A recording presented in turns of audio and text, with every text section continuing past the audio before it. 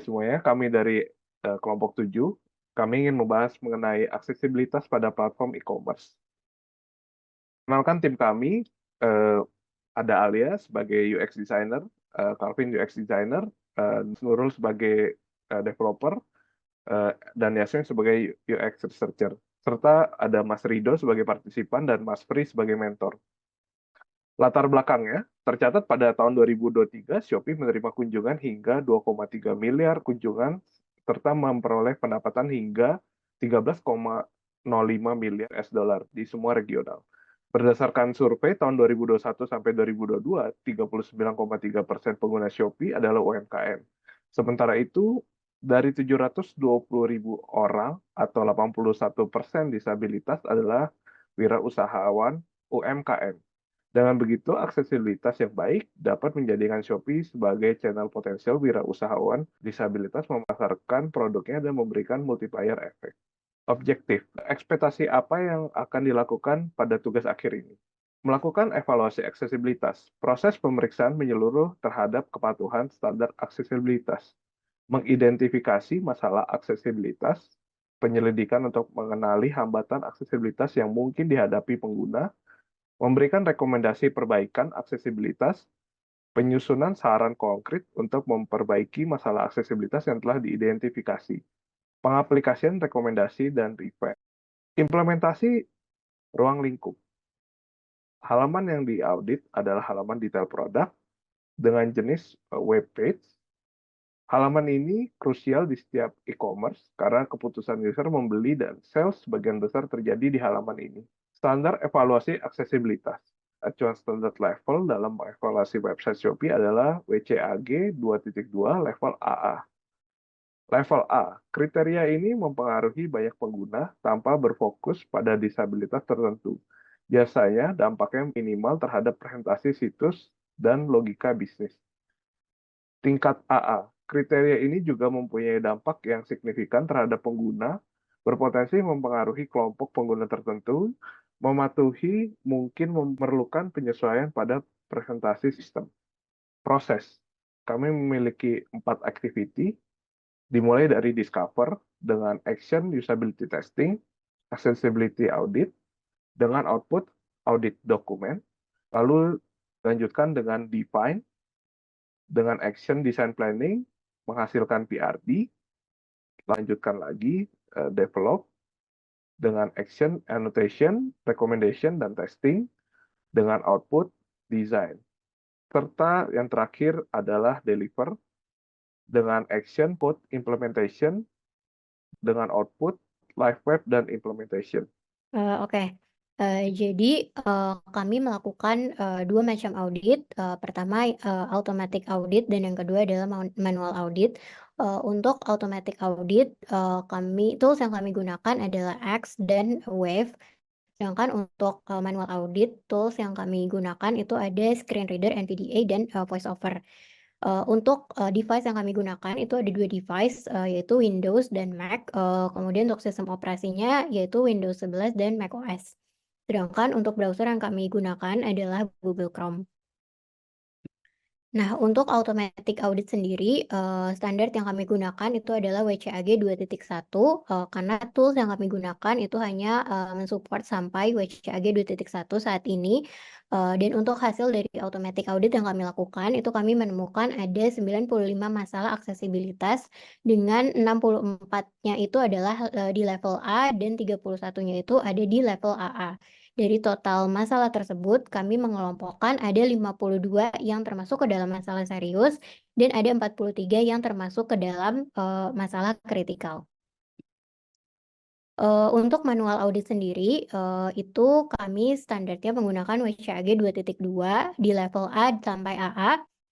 Dan hasil yang kami dapatkan itu ada 21 kriteria, dari total 55 kriteria WCAG 2.2 itu ada 21 kriteria yang pass, ada 16 yang not pass, dan ada 18 yang not applicable. Kami juga meng-attach detail dari, masing-masing prinsipal, berapa yang not pass, berapa yang pass, dan berapa yang not meet, itu bisa dilihat pada tabel berikut ini. Nah, kemudian ini adalah salah satu contoh hasil audit yang kami lakukan, dan ini state di mana ketika poin yang kami cek dan itu belum pas gitu. Di sini kami mengecek pada prinsipal understandable di poin 3.3.1 yaitu error identification. Di sini masalah yang kami temukan itu adalah tidak adanya indikator error yang terbaca oleh screen reader saat user menekan tombol beli sekarang dan belum memilih varian. Nah, mungkin untuk saya akan coba play videonya. Coba beli Jadi di sini responden kami sekarang button ya. itu mencoba klik beli sekarang button, tapi Sisa belum 192. menambahkan varian apapun. Nah, ini beli sekarang ini kalau dia belum kita pilih warnanya kan dia harusnya kan dim nih atau apa ya, unavailable. Tapi ini dia beli sekarang button, berarti ini bisa diklik. Iya. Padahal kan tadi belum warnanya belum dipilih dan nggak bisa masuk ke nggak bisa diproses. Coba ya saya spasi.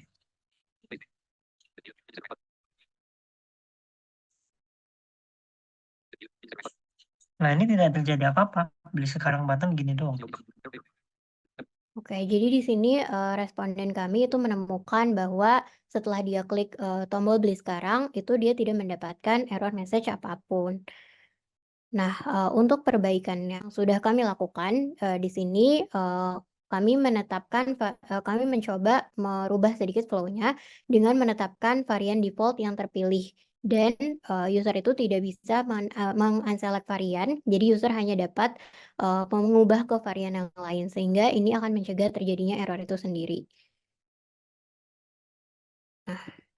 Ini beli sekarang ya. Masukkan keranjang dulu nih, Mas. Ini keranjang ya.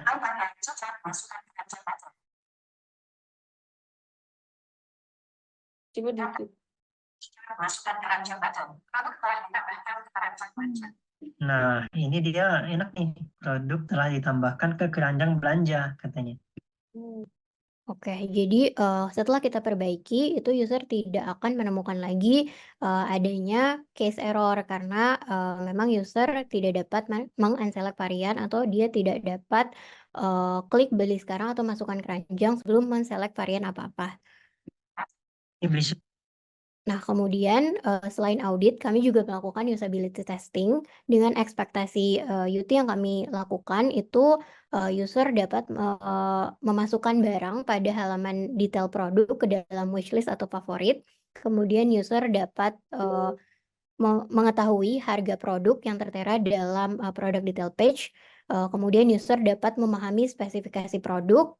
User dapat membaca review produk sebagai acuan pembelian, dan yang terakhir user dapat melakukan pembelian produk itu sendiri.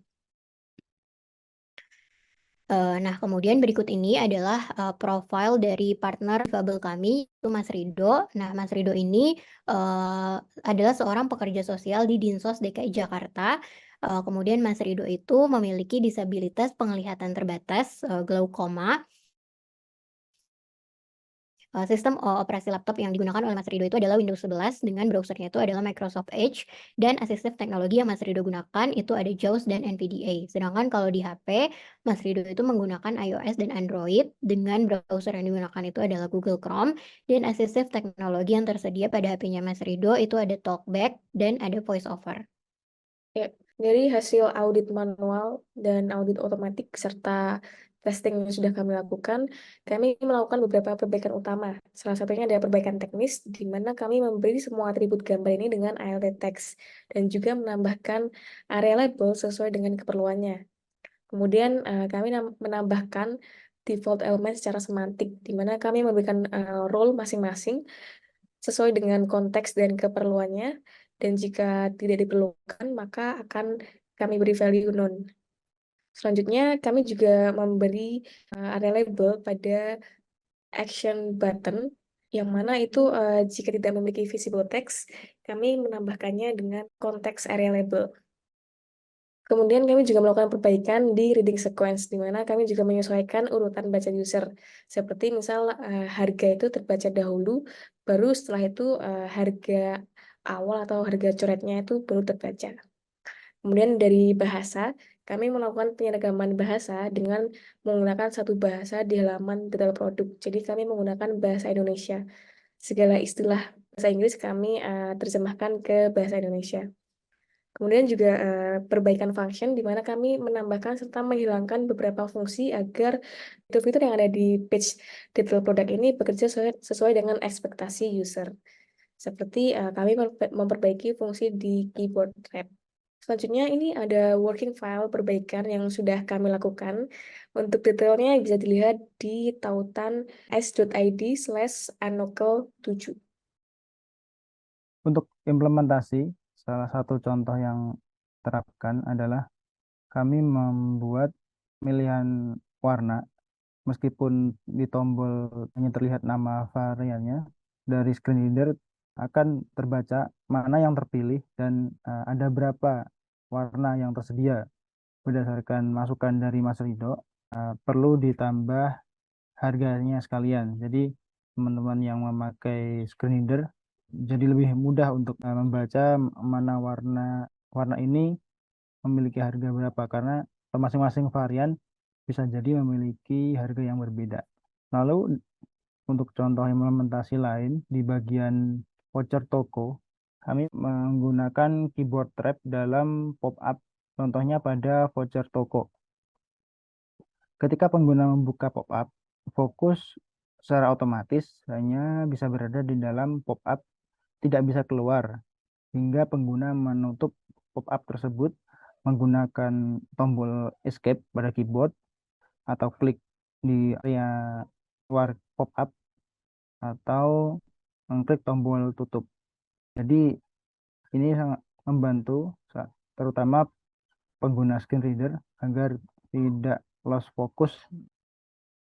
Untuk contoh implementasi yang telah kami terapkan bisa diakses melalui alamat berikut ini.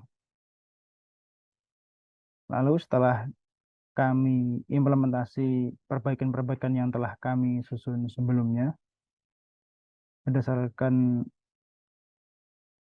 pendapat Mas Rido, halaman tersebut bisa menjadi lebih aksesibel, lebih mudah digunakan. Apa namanya? Bisa lompat ke informasi yang saya ingin langsung ke situ gitu kan. Habis itu